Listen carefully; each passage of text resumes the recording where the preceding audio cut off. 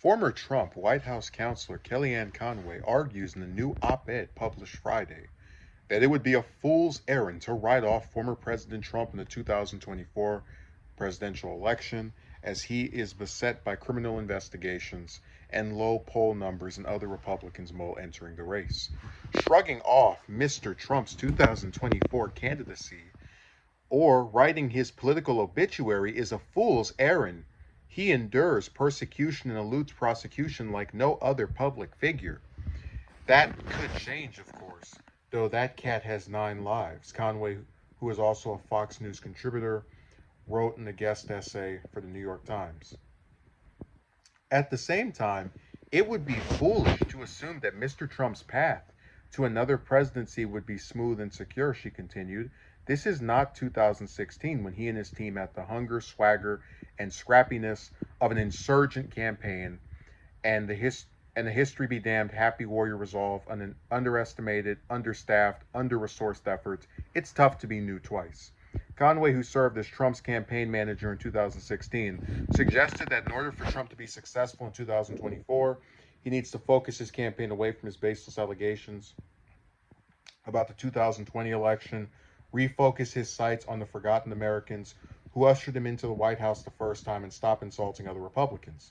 Her op-ed at times read like an advice column for the former president, noting that she's not affiliated with his 2024 presidential campaign. The case against Trump 2024 rests in some combination of fatigue with self-inflicted sabotage, fear that he cannot outrun the mountain of legal woes, the call to move on, a feeling that he is to blame for underwhelming Republican candidates in 2022, and the perception that other Republicans are less to blame for 2022 and have more recent records as conservative reformers. She said, Trump is the first Republican to officially announce a run for the White House in 2024. Other Republicans, such as Florida Governor Ron DeSantis, former Vice President Mike Pence, former Secretary of State Mike Pompeo have been floated as potential presidential hopefuls, though they have not yet thrown their hats into the ring. President Biden, meanwhile, is expected to announce a second run at the White House later this year.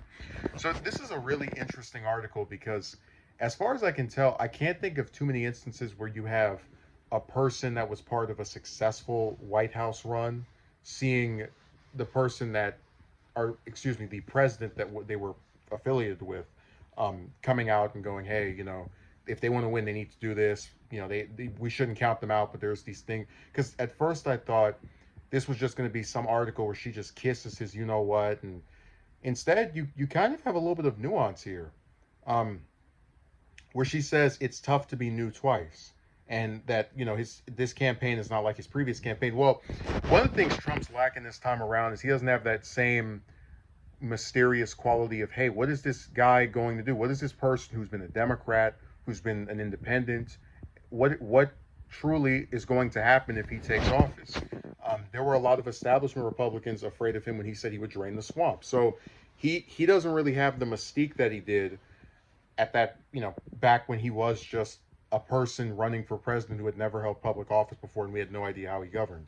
The other part of this that's kind of funny is where one of her pieces of advice, and I swear, sometimes these people, it's like they never know what works about them.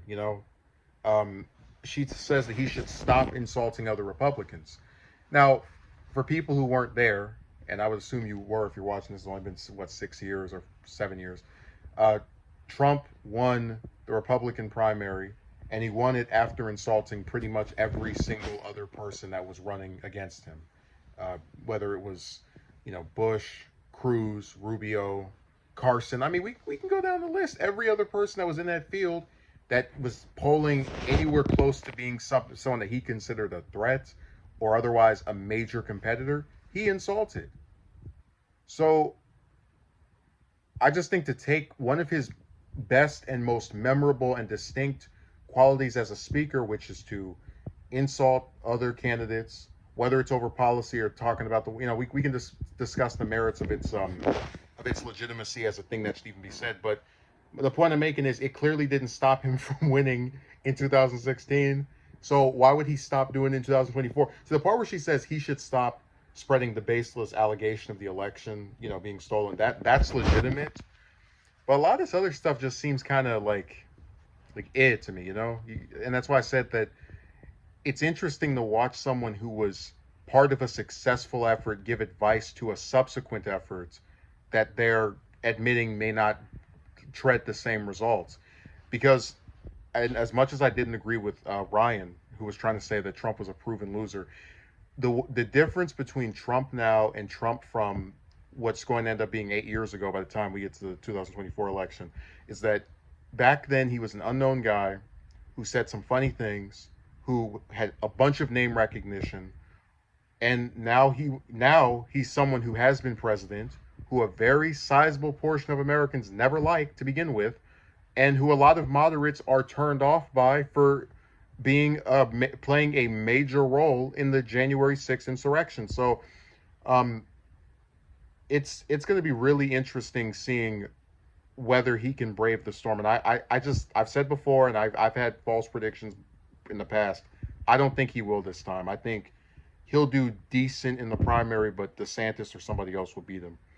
Because I think a lot of voters actually want to win the election, and they don't want to get bogged down in the conspiracy theory lane. So this was a surprisingly complex right by her. I would not have taken her to have written something that was as articulate as this, even if I disagree with some of its points.